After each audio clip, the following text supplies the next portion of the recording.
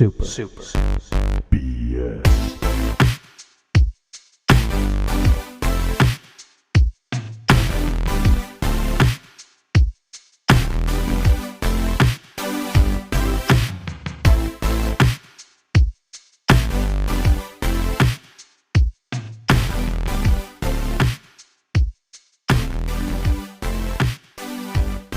Well, here we are. It is I, Diamond Hands, lovable baby boy Brank, ready to tell you guys the truth, which is I ain't never selling jack shit to any of you, okay? I am diamond handsing Shiba, unlike old paper hands, big boy Jank. Tell us why you've got paper hands instead of diamond hands like me. Why you aren't hodling. My paper hands, it's been something I just had since I was born. Like every time I try to even like scratch myself, I get paper cuts. I just can't. I can't even have a friend like Edward Scissorhands because we can't shake hands. You know, he just like origami. I can't. You know, you make me sick. Yeah. You need to start diamond handing like a baby boy Brank is over here and getting that Shiba. Boys, I want to let you know that we on this podcast definitely support Shiba, definitely support Doge. If you want to tip us through Doge and Shiba, please feel free to do so. You know where you can find us. Butts.biz.jank. Yeah, and that's our website. Brank's fans only page is open for business too. You just gotta. Oh, you gotta find it. Yeah, he only takes tips in Ethereum, which he then converts to Shiba and Dogecoin. Nice. Well, I am an only fan, as everybody knows me, so they know me as the only fan of everybody. So, yeah, if you look at like the people watching his OnlyFans cast, it's really just him from another camera angle, streaming myself. Oh, you like that, don't you? Don't you, you naughty boy? Brank. And that's why I know it's a boy, because it's me. But, you know, this boy has grown up and matured a lot, and I just want to say if you aren't diamond handing all your cryptos right now, then you don't know jack about nothing, okay? We here at Super BS, we are professional stock advisors. That is actually my new full-time job. I have up to $200 of Shiba Inu, so I'm essentially a billionaire at this point. So you can come to me with any advice questions about any type of cryptocurrencies, and come to me with your bank account, your social security, all the info that you need to give me. Everybody knows it. Enough about stupid cryptos for this time being, though. Everybody knows they got a diamond hand. Can I they just know like? the time's right. Can I just make a comment here? I feel Go ahead. like if anybody would do weird things with $1 million, it would be you.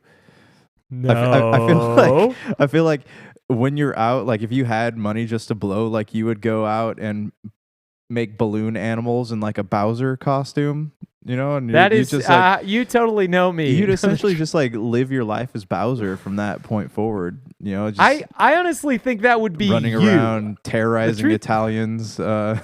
Well, I mean, I would do that, but that's something I just do normally right now, and I pay money to do that. I don't even need money for that. I will terrorize any Italian I see anywhere, anytime on the planet, especially if they're plumbers. But, I mean, I'm like one of the more frugal people you know. We've discussed that infinitely on this podcast. You are the one I would be very curious if you got $1 billion, if you became an overnight billionaire, what you do with that. How many Sega Genesis game cases we would see in the back of your video. How many Power Rangers? Much to Esprit's dismay, probably all the Power Rangers. Okay, we talked about this a little off cast. I know you're a little bit on a hiatus of purchasing knickknacks and fruit roll-ups and all the stuff you normally like to get. What is your next, when you get back to buying like a madman, what is the next thing you're buying? Is it going to be more games? Is it going to be more Power Rangers? Is there a collection you're trying to get? Like what's the end game with this? I can't like focus in on one thing. Because you were in Jurassic Park for a while. I was, and then there's like Power Rangers and Spider-Man, like 90s Spider-Man toys. And soon you're going to get like Sega McDonald's Genesis. Plastic collections. And at that point, let me know and I'll sell those on eBay to you. I don't think I can go that far, but you will. You know, I have gaps in my collections, you know, and like as you should in all toy collections. I can't there's a compulsion in me to just fill those gaps, and then I'll be done. Just kidding. I probably will never be done. But yeah, there's no end to this collection. It's funny because like I was listening to a podcast called Collector's Quest today. Pretty decent this cast, exists? Yeah, there's just these guys that collect video games and stuff and talk about all the different variants of them. But anyways, they're sitting there talking and they're talking about how much some of these games cost. And I sit there thinking to myself, like... That was the police. They're coming in the door right now to get you because they heard about you collecting these things. So you're saying there, go ahead. They heard about your shipcoin collection, your fraud shipcoin. No, they don't like that I'm like, disrupting the economy, okay? That's what they don't like. They don't like that I'm part of the solution. I'm the revolution. Yeah, they've been like using those infrared cameras on your house, and it's just all red from you mining cryptocurrency in your Oh, dude, they don't even want to see my crypto mines. It would blow their minds. Okay, so go ahead. Anyways, I was just telling you, I'm like, listening to this, how much money some of these guys like drop on video games is just insane. And I'm like, you know what?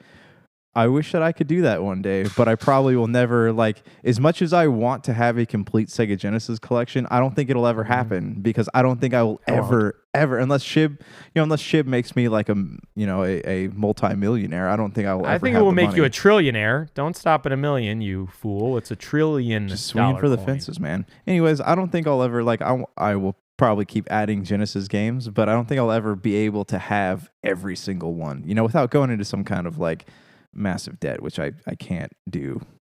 What are you talking about, man? You're living the life of a single man over there. You don't need to worry about anybody but yourself.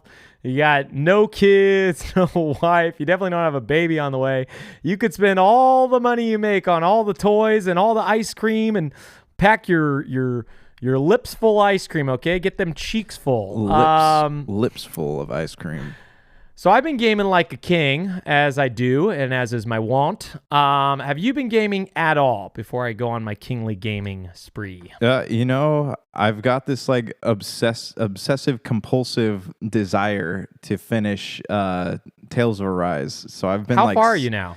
I keep trying to beat the 4th boss, but she keeps running places. Like she keeps on like, now I'm in her boat and I'm trying to figure out where she's at. You've almost caught up to me. I've fallen off a little bit, but yeah, I'm around just a little bit, probably about 2 hours past you. And as much as I love this game, like it is getting repetitive to me. Like the combat just doesn't change at all. And like you can change your attacks. You know how you change your attacks in like the arts menu. Yeah. But none of them, like as you get stronger, the stronger attacks aren't nearly as satisfying to do as the weaker attacks. So that's been a big beef that I have with the game at this moment in time. Yeah, I mean, it's so strange talking about Tales of Arise because it was easily on my top 3 games of 2021, and it still may be there if I ever get around to finishing it.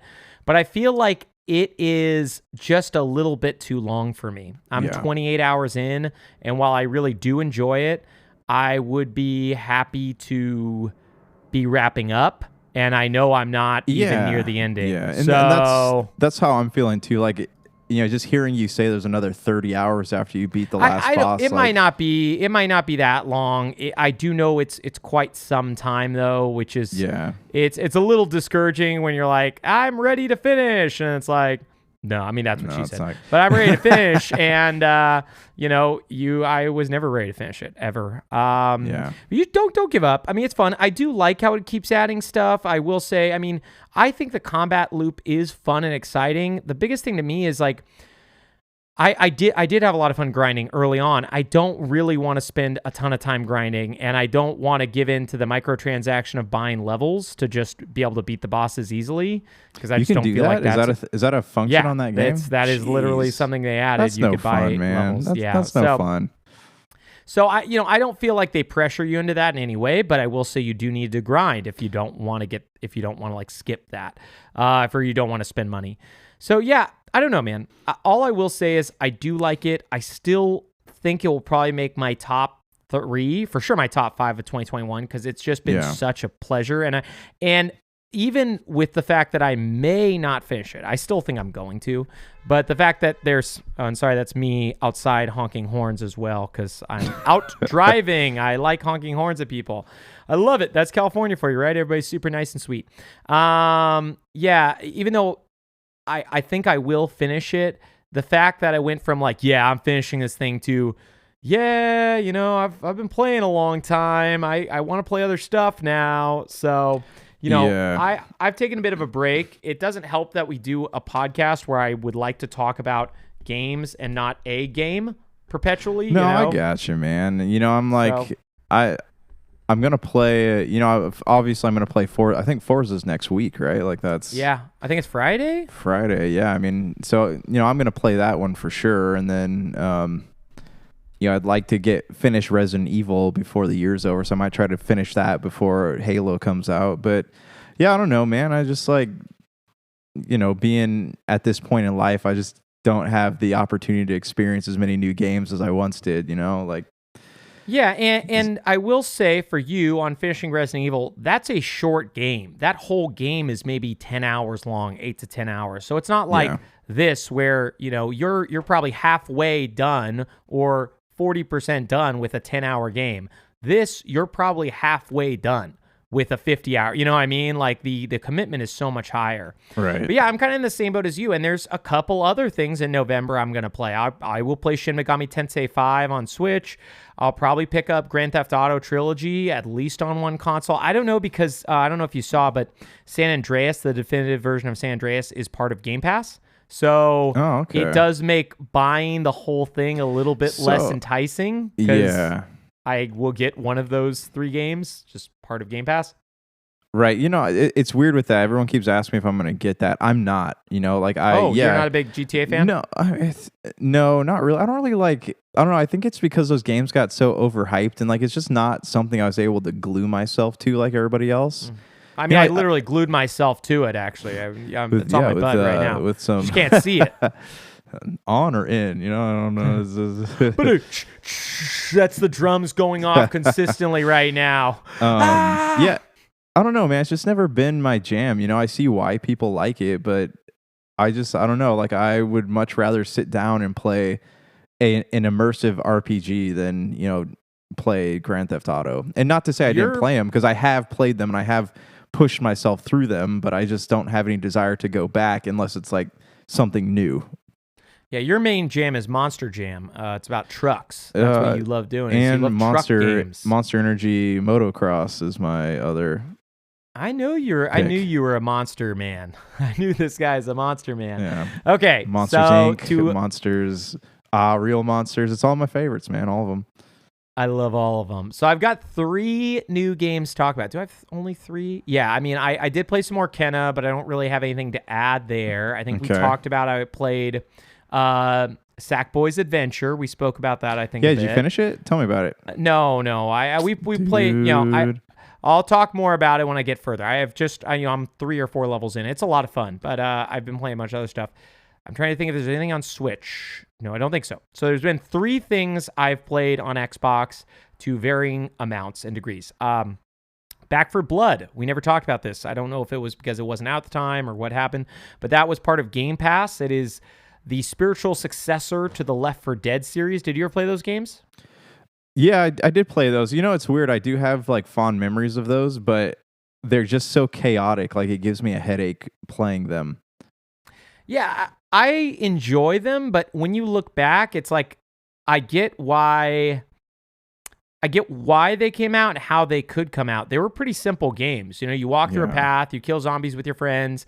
The one neat thing Left 4 Dead had, and I don't know if it was in 2, I would imagine it is the other players can play as the zombies, like specialized zombies, and come after the players, and that was pretty fun. And that was that was kind of that era of gaming, though. I mean, you look back, that was what the 2010s, somewhere in there, like 2000. It was the 360 era, so it was probably 2008, and the sequel was, I want to say, a year later in 2009. Later half of the early 2000s. Yeah, like that was when multiplayer games were really popular. Like, not just stuff that you could play not these big like battle arena type things, but like just straight up multiplayer games, things you could play with your friends. Like look, you had Halo was introducing 4-player co-op, Gears was introducing 4-player co-op, Back for Blood, you had Borderlands, like all these games that came out around that time had not the Back for same, Blood, but yeah, Left 4 Dead. not Back for Blood, sorry, yeah, Left 4 Dead. Like they all were geared towards making you play with your friends, and like that was, I remember being in that era of gaming and like loving every minute of it. But I just like, that was another time. I don't really play stuff with my friends anymore because they're all, they all got things going on in their own lives. So like we keep trying to set up a game to play, you, me, and Dr. Donna, but time is hard, it's not what it used to be. Yeah, I totally agree with you. I think that is a bygone era. I'm sure there's a lot of kids from the ages of probably 12 to 24 who that's still what they do. They're playing those games now. That's what they do. Like Back for Blood, I'm sure probably has a decent fan base, especially because it's on Game Pass and it's free. My experience with it is it's pretty positive. It's a fun, fairly narrative. You go through it with 4 people. Get guns. You can upgrade the guns with money that you find. You can pick up new stuff. It is very much that game. It has a card system, one that I don't really understand too well. I think it's just cards that augment your experience. But yeah, I think it's neat. Like I don't want to diminish it at all. And if you're a Game Pass subscriber, I think it's great. Like it's not. It's fun, and if you got friends to play with, it's great. It's not something that I'm going to probably go back to, but one of our friends from high school, Julie, as you know him, Jolie, he got it, and he wants to play with me. It has crossplay, so that's neat because we're on different platforms. And yeah, I don't have anything bad to say. That being said, it is very much Left 4 Dead. It very little feels different. It looked like it. I mean, it kind of. I mean, that's what it is. That's right. What that company, Turtle Rock, that's what they became popular with. They then made Evolve, which nobody seemed to like, and I don't know. I think they did some VR stuff after that, but they've had a rough go of it, if you will. But yeah, man, I'd say if you got Game Pass, give it a shot. The next thing that I will talk a little bit about is yesterday I kind of went on a small buying spree, not really anything too expensive, but stuff that was on sale. I picked up Shadow of the Tomb Raider finally. I was game sharing that with my brother-in-law, but I lost the licenses to his games on Xbox. So it was on sale for really, really cheap. So I actually bought the Tomb Raider collection because I'm not sure which ones I own, and it was like $20 for all 3 of the games with all their DLCs. So I picked up that's cool. I'm going to try to go back to it. I didn't know this, but Shadow of the Tomb Raider has a Series X patch, and I never actually beat that game or got very far. Did you ever play that one? I'm sorry, which one? Shadow of the Tomb Raider? Oh, yeah. Yeah, I played Shadow of the Tomb Raider. Yeah. Did you finish it? That was my least favorite. Yeah, I did finish it. That was one of my... I haven't. That was kind of my least favorite. Like it was very unnerving, when you see there's this civilization of people living underground and they've predicted the end of the world. But when you get to that last fight, like it just makes the whole game seem just not worth it. Yeah, I mean, I haven't got that far. I am excited to play it. I love. That was my bad. Oh, it's okay. It's all right. I loved Rise of the Tomb Raider, but it's done by a different studio. That team went on to make Marvel's Avengers, and the team that made Shadow of the Tomb Raider is the guys who made Deus Ex: Mankind Divided, one of the best games ever. Yeah, that's Eidos Montreal. Montreal, yeah. So, yeah, I will say I picked that up. I haven't even turned it on yet. I realized, it's got a Series X patch. Then I moved over to my internal, and I picked up, because it was like $10, a game called Ghostrunner. I think I've talked about the demo that I played on this podcast before.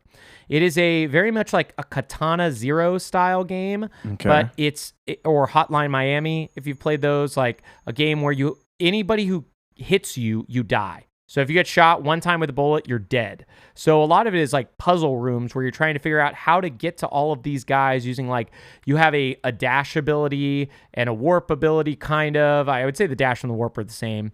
And you have a blade and you can also block bullets. So it's a mix of trying to figure out the combinations so they don't get a shot off on you while you kill 5 dudes in a room. And you have to get all of them or else you have to restart that segment over and over. This sounds frustrating. It's really fun, and because Series X, it loads immediately, so pretty much if you die, you're just right before it, so you're ready to try it all over again. It's not super far checkpoints. They really checkpoint you right between each thing. Like after you finish that, there's a checkpoint. Then right before you get to the next thing. So it's a lot of platforming. It's like really fast 3D movement. It is a blast. I'm not very far. I'm like a little bit further than the demo took me because I picked it up last night and then I ended up starting to try to get into The Mandalorian. I saw the Book of Boba Fett trailer and I was like, I watched The Mandalorian. Yeah. Don't say anything about Mandalorian. I don't want to. I didn't watch it. I'm not going to. Like I have seen like 4 episodes and it is something of the first season or and it's something I've been meaning to go back to. You know, everyone keeps talking also about was that He-Man Revelation, Master of the Universe Revelation, something that Kevin Smith did. So I've been trying to like watch that, but I got like 3 minutes in and I shut it off. Well, it's like I guess a more adult remake of He-Man. Mm-hmm. And it was written and directed by Kevin Smith. So everyone keeps talking about that and how there's like a bunch of controversy. So I'm like trying to watch it, but I don't know. I'd like turn on shows and I realized I'd much rather play games instead. So yeah, not trying to get too far off of the game stuff, but about Mandalorian, I find that show has a lot of issues that nobody brings up. It's very cheesy. It is very 2020, 2021. It is very in your face with its ideologies. Yeah. And I find it to be sometimes ingratiating almost. Like it makes me so frustrated that it's so poorly written. However, it's very visually stunning. So just go into it like that terrible Witcher show that was created last year or 2 years ago on Netflix. I like that show, man. Oh, that show is hot trash. That is Hercules from when we were children remade. When you have like one of the coolest stories. Play Witcher 3, and you will understand why I think it's not good. You finished Witcher 3, The Wild Hunt? Yeah, I mean, I think that this show is more in line with the novels than the games are. But yeah, the game is awesome, and nothing will live up to the game. But I don't have an issue with the show. I think it's kind of cool, you know. It does. It is reminiscent of Hercules and Xena, but like it still is kind of cool, you know. I like it. Anyways, my issues with Mandalorian are very similar to my issues with Witcher. They both feel like shows where it's like every episode is almost an episode of The Simpsons where nothing really matters, and you know you're going to listen to people talk about something and they're going to solve something. It's like a Modern Family episode, and then you know there's a couple things that will carry over. You know, there's like a lesson and a moral to be learned and all that nonsense. And whatever. That's not my preferred style of TV. Yeah. Well, what kills me with the Star Wars shows is that they are creating these side stories with no ending in sight. So there could be like 10 seasons of Mandalorian. I just like, that is too much to watch, you know, to keep up with what's going on in the Star Wars universe. Yeah. Right. Every episode, like the one I watched yesterday, I won't give away much, but there's a frog person in there in case you're listening.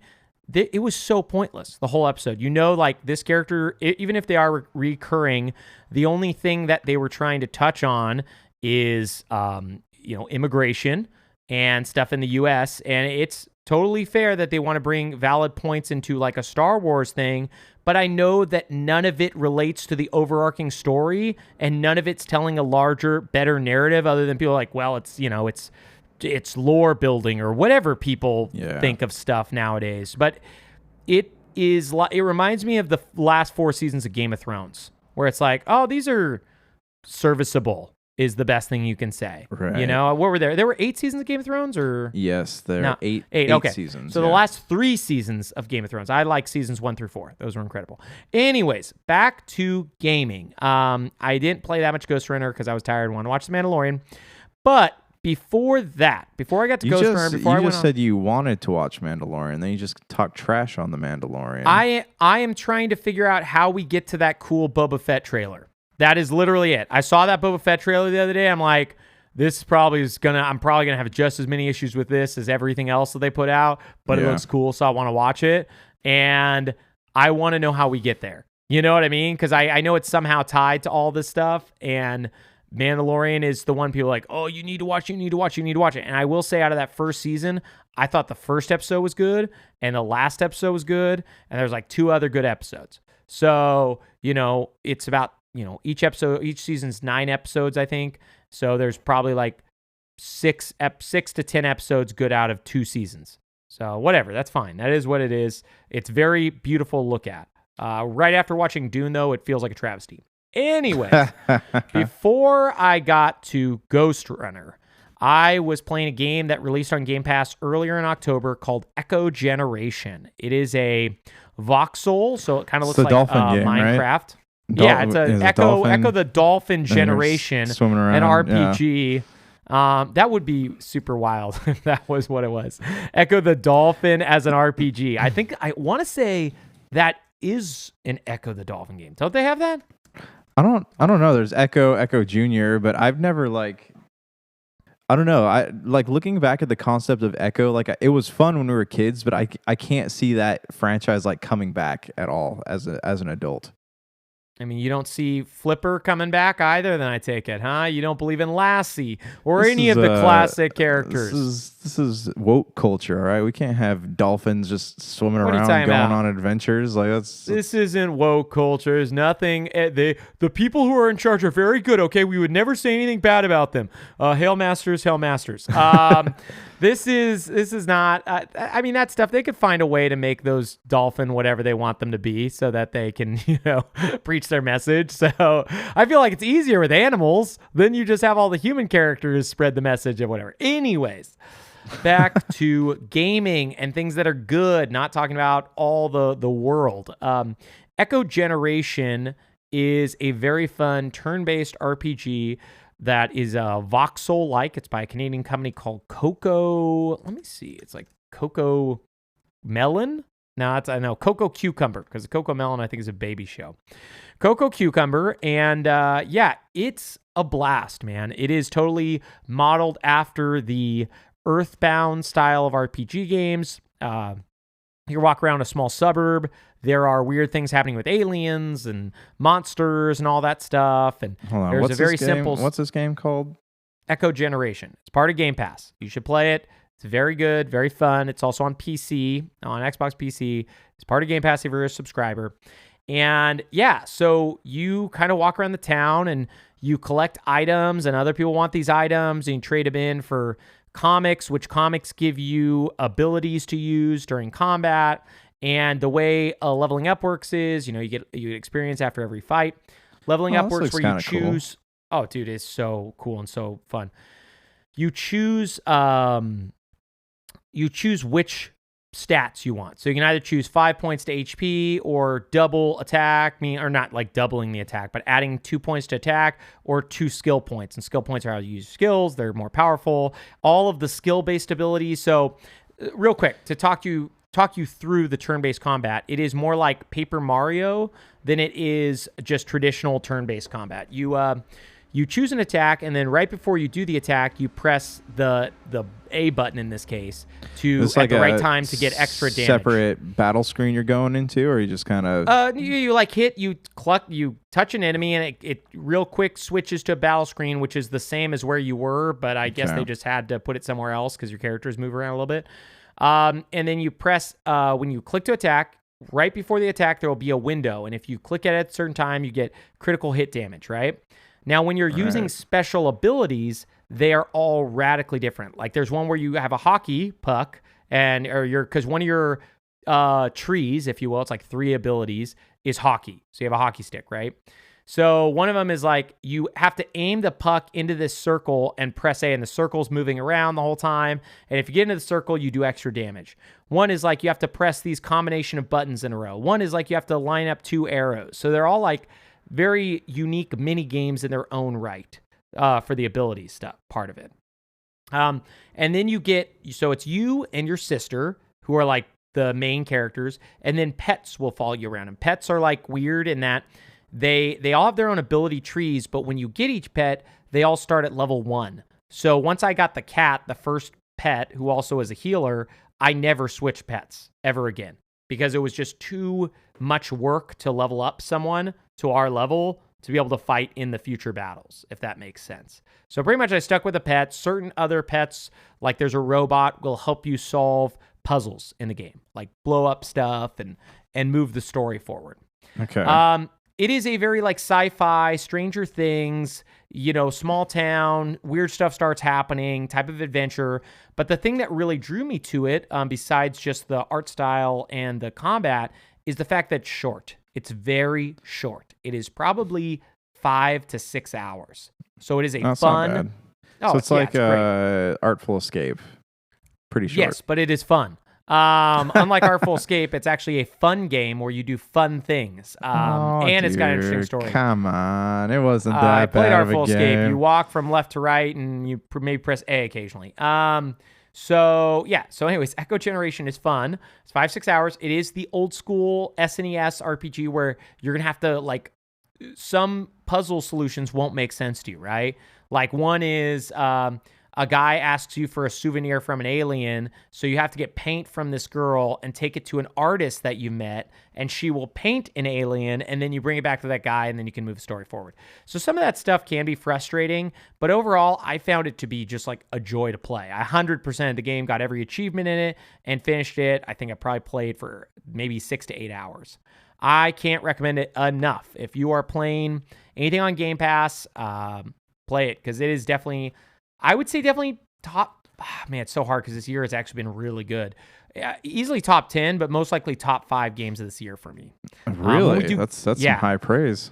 It is. It might not be top 5 when I look back over everything because there was Psychonauts 2 and all these other really fun games, but it's weird. It came out of nowhere. I love it. I wish there was a sequel. I would play it right now. You know, like I want more of it, but I was glad that it was as short as it was. Like I don't want it to continue much longer. I want another new thing like it. But yeah, man, I can't recommend enough. So play it. It's on Game Pass.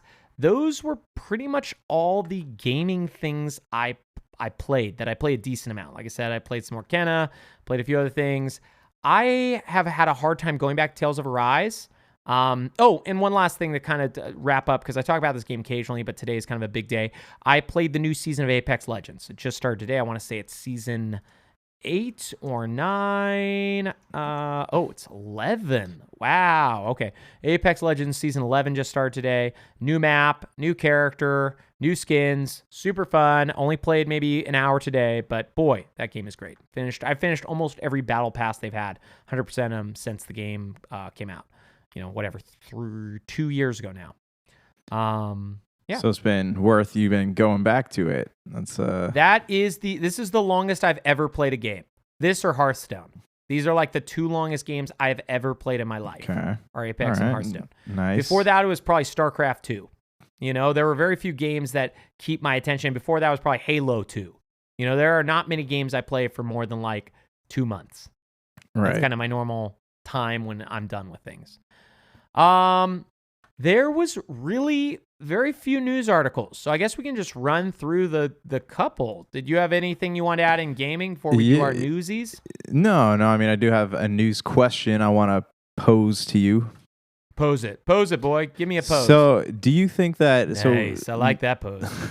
Word came out today. Niantic is shutting down the Harry Potter game. Do you think that has anything to do with woke culture, or maybe it just wasn't popular? What is your 2 cents here on this? Oh, okay. Well, I've got 4 cents, way more than you, so I don't need 2 cents anymore.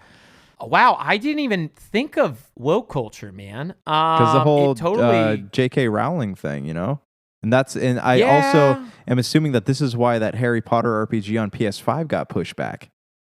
I mean, I guess, but it's not like they canceled it. Honestly, I think it has very little to do with woke culture. I'll just be upfront. Maybe that is like a link in the chain. But to me, the reason why that game got canceled is like 30 reasons. That was like piling on. It shouldn't be around this long. 1, you have the fact that pretty much the only live game people play is Pokemon Go. That's it. Yeah. Nobody else walks around to do any of those other ones. People don't really even do that for Pokemon Go anymore, right? Pokemon Go fans complain on the internet about people being able to go outside. So now Pokemon Go, you do everything from inside of your house. I'm not joking. If you want to look it up, that's kind of one of the things they do. All the stuff can be done at home now. So your fan base doesn't want to go outside due to this stuff for the last couple of years, COVID, all the other things. 2, it wasn't very successful to begin with. People only played it for like a month or 2. And that was, when did it come out? 2 years ago? 2019, I want to say? Yeah, that was before COVID struck, for sure. Yeah, I want to say it was 2019. So maybe people talk about it for a month or 2 tops. I heard about it on like 2 podcasts. Yeah. And then 3, and this is honestly, I think, the weakest part. You've got the J.K. Rowling hate. Yeah. And that's it. I really honestly believe it's the mix of the fan base not wanting people to walk outside of their homes and the fact that it wasn't popular to begin with. Those two things make it irrelevant. Yeah, once it came out, no one ever really talked about it. But I think what the fans really want to know is when is Niantic going to release their AR 50 Shades of Grey game? I think that's. I mean, I already made one just for me and my friends, so you're not invited. But yeah, I mean, we all like send ourselves sexy pics. It's called OnlyFans. It's mainly me with a camera of myself. No, I mean, honestly, what would AR 50 Shades Grey be? Just OnlyFans, but it also has like locations of where the fans are. It'd be like, so privacy. Do you remember back in the 90s? I forget what console this. I think it was on like Sega CD or something. Night Trap, yeah, where you could literally like you were playing a snuff game. Man. Oh, like, it is, isn't it snuff? But it's like girls in pajamas. Well, there were games, like I remember there's an era of games that you could rent them from Blockbuster that literally had nudity in them, like nudity and people getting killed. Like it was I don't think Night Trap has nudity. I could totally be there's wrong. Like a weird... Girls in their underoos are definitely part of it, and there is a just from like looking at pictures right now, there are definitely scenes that you're wondering what is going on. I love this one that says "Scat Team Override," and it's these three dudes all around a woman grabbing her. I don't think in an inappropriate way. I have no clue what's going on. This game was one of all those weird ones where it's like people are like, this is why people shouldn't be allowed to play games because of Night Trap. And I have no clue about Night Trap because I was a small child and not even allowed to look at it. And I've never even had the curiosity to go back to it because it looks really boring. So I don't know. I should watch a Let's Play where I could just skim the entire game because it's probably like one of those you can finish it in 1 hour games, you know what I mean? Like there's probably nothing to it. BT dubs, don't Google nudity in video games. Well, I've already Googled that, and I actually plastered it on our Patreon, guys. Go to our Patreon.com. We don't have it, but it's just nudity in video games. I was just trying to see Google Anita Sarkeesian would love games, that. Yeah. Anita Sarkeesian loves nudity in video games. It's the one thing I know about her. She likes it when women are subjugated. I really can't. I despise her for that exactly because she is terrible for liking that stuff. She's sick. Yeah, so I don't know, man. I think that game, if you want to even call it a game, this AR craze that was like, I never even got into Pokemon Go. I have no interest. That being said, something that we used to talk about on Super BS Classic a lot that I am definitely turning a new leaf on, VR. I had no interest in ever getting VR, but Resident Evil 4 on VR gets me looking. It's been getting some pretty stellar reviews for sure. Yeah, that Oculus Quest 2, man, it's $300 and you can play those. And I've seen some people play it and it just looks so much fun. Like the way you reload, you grab the ammo, you put it in the gun, and you can do it without looking if you know where the ammo is on your character. I really want to try it out. I may be getting myself one of those for the holidays, like a small Santa. I am a little Santa himself for myself, only me. Real news talk, because there was a couple newsy things. Nintendo closed some of their offices around North America. The one that they had in Redwood City and the one that was in Toronto, Canada. I assume a lot of this has to do with the fact that most people are working from home nowadays. I just thought I'd bring it up because Nintendo rarely makes the news for anything they do business-wise unless it's dumb decisions. So I thought it was really interesting when you get to find anything out about Nintendo because I just feel like they're so secretive. Like we still don't even know the exact reason. It's all assumption. That's why it's such a popular news thing. Everyone's trying to figure out what happened because I have a hard time believing they're falling on financially hard times. No, Nintendo's doing fine. I just think it's probably pointless. Like a lot of businesses were, maybe tax write-offs or something they got the buildings for, but a lot of businesses are really like, we don't need to spend all this money on buildings. Other quickie. Netflix's gaming service now available in the U.S. I saw on that. Androids today. So if you really want to play the games the worst possible way, well, you get it with Netflix. So if you want to do that on your Android, great for you. This looks awful to me. It's got like 5 games on it. Stranger Things 3. Yeah. And it looks like Solitaire maybe, and I don't know what else. But looks real dumb. But now we know what Netflix's Disney thing is, or Netflix's gaming thing is. That was the thing. Like, what is Netflix doing with gaming? They're buying all these game studios. What's going to happen? It's like, well, they're going to release trash like everybody else who enters the space without knowing anything about it. Stadia 2.0, man. This is, dude. Oh my goodness. I forgot about Stadia. That is so crazy. That's almost like a dead service. Came out less than 2 years ago. And they've essentially let it become a skeleton already. Yeah. That's wild. I don't even know how many games come to Stadia anymore. I think few. When they announced they're closing down, there was still like 50-something games slated to come out.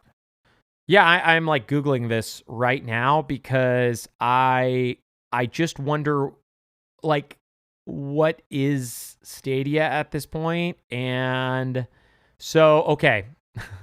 Here are the 4 new games for Stadia Pro, which is the service that gives you games for free. I don't know how much it costs, probably $15 a month. Saints Row 4, if you remember, that's the old 360 game that was ported to Xbox One. 100 Days, which is a winemaking simulator. Dirt 5 simulator. And Kimono Heroes, not spelled like kimono. So unless I don't know how to spell kimono. Komodo dragon. Commode dragon. It's spelled kimono, Kemono. Oh, it looks like it's a anime of some sort. Whatever. Anyways, I don't even know if Google has other games coming to its service anymore. That is, man, that whole system, whatever. Anyways, can you imagine if you started Assassin's Creed Valhalla on that system and... was that offered? I don't know if they ever got Valhalla. I know they did Odyssey. There was Odyssey. Yeah, can you imagine if you started Odyssey on that and you sunk like 80-something hours into it and they just shut down support before you were able to finish it? I mean, that was the reason why so many of us didn't even want to become involved. Selling full-price games to a company that has often shut down any products, projects, whatever you want to call them, that they don't perceive to be profitable, or sometimes they just don't care about. Sometimes they're like, fine, like Google Plus or whatever, the social one that people liked. They just shut it down because we don't want to deal with it anymore. This was today, actually, this news. Overwatch 2 and Diablo 4 being delayed. People are saying they're not coming even in 2022. So sounds like maybe 2023 at the earliest. And Blizzard also canceled their BlizzCon already. And there's been news of like CEOs stepping down. Dude, something big is happening. Like they're... Well, I mean, we heard about all their... We know it's the lawsuit, but like there's some kind of big internal shakeup happening. And I'm sure we'll hear more about it in the coming months. But, I can't imagine what this means for the investors, like they're the ones that have always wanted to push things out. So if they're not pushing product out when they originally intended, there's something big is happening behind the scenes that has yet to be revealed. Yeah, I think Blizzard and Activision are honestly, in my mind at least, irrelevant. So, well, they just bought another company, didn't they? Activision absorbed a company. Well, I forget what company that was. No, they just changed Vicarious Visions, one of their development teams, to be part of Blizzard. Blizzard subsumed them. All right. So Vicarious Visions, I believe, were the people who did the Tony Hawk Pro Skater remaster collection last year. Yeah. And then the final news story, and we really don't know what this means. This is not the one that you, Donna, and I have been predicting for a while, but Sega and Microsoft forged strategic alliance to create large-scale global games. So this isn't the buyout we thought was going to happen where Microsoft buys Sega. This is something different, but some people are commenting that it could be as simple as like Microsoft and Sony's deal, where Sony is using Azure, Microsoft's cloud services. You know what I mean? Like, it could be that simple. I was reading that they're developing games for Microsoft's platform, whatever that means. It totally could be. A lot of this is very vague. So we will see what this ends up being or what this means. Because if it's just like them developing games, like or game, is it an MMO? Is it multiple MMOs? We just know that they're doing something with Microsoft, and it's global, online, community, and IP utilization. Like, what does that even mean? Right. So I'm sure we'll find out by next year. They'll probably at least have E3 or something like, hey, we're doing this thing. Because I feel like you don't announce this without it kind of being close to being ready. You know what I mean? Like, I don't feel like you announce this and being like, 6 years from now, you'll hear about this thing. It's like, I mean, I wouldn't at least. I feel like you announce this when it's like they've worked together now. And the rumors that we heard were from when they started working together. And this is them being like, hey, we're working together because you people just keep talking about it. So shut up. Right. Yeah. No, I don't know what's going to come of this. I'm sure there's a lot of speculation out there, but yeah, I don't know. It's very interesting, especially since it's not the acquisition that everyone thought it was, but there's obviously something being yielded from this partnership. Otherwise, I don't think Sega would have done this. Yeah, I mean, Microsoft's a huge company. I assume even if it's just their money, their financial backing, that would probably be why Sega's part of it. They don't have to worry about anything. This is a slam dunk for them. I'm sure Microsoft will foot the bill and they'll get to make the game. Yeah, I don't know, man. I like Sega. I think they've been doing a lot of great things. The Yakuza series, Persona. I mean, that's Atlas for Persona, but they own Atlas. Sonic, all the Sonics, you love them. That every Sonic is good. Every Sonic thing is good too. They might as well be number one Sonic best thing ever. But I think the real reason why we even have this podcast at all to begin with, and the main reason that we're even still around, is because of Facebook, we know. And Facebook, everybody knows this as a Facebook first podcast, okay? We always talk about them. We're like, oh, I love Facebook. It's my favorite. They are now called Meta, so never call them Facebook again, okay? And don't you dare think their name is Facebook. They are called Meta. Like that. It's Meta. Yeah, they are triggered, okay? That is not the term they're trying to be like them. They want to be like Ready. I was reading something. They want to be like Ready Player One, where they have like their own oasis, and you put on your VR goggles and your gloves and stuff to go, and you go into this world.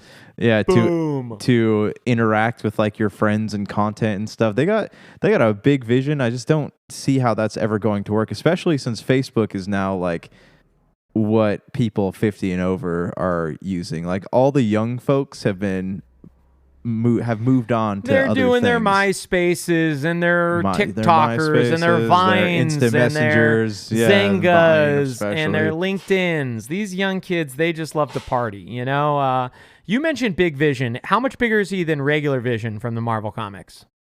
You said Facebook has Big Vision, so does that mean he just bought the IP rights for this? They bought the IP rights for Marvel, but they couldn't get Vision, the character, so they bought Vision, Big Vision. And that's his branding now. He's called Big Vision. My boy. We need to play games. We need to get back here. We need to talk about games. I don't know if by the next podcast we will have Forza. I do not think so. So I am demanding you, because I know you have all the free time in the world and you got nothing to do. You got no family. You got no friends. You live in the middle of nowhere. You live in a mountain. You got a beard. So because you have nothing, I demand you to play 30 new games to completion before next week. Do you swear to do all of this on this podcast? Absolutely. Yeah. Hand in the air. Okay. Real talk, bro. Yeah. Will you at least play a game, a single game, just one game before next podcast? Just one game. I'll play one game. Just one game. Okay. I'm counting on you, man. Okay. Everybody pre-order Steam Deck and buy Shiba. Diamond Hands, we're out. Peace.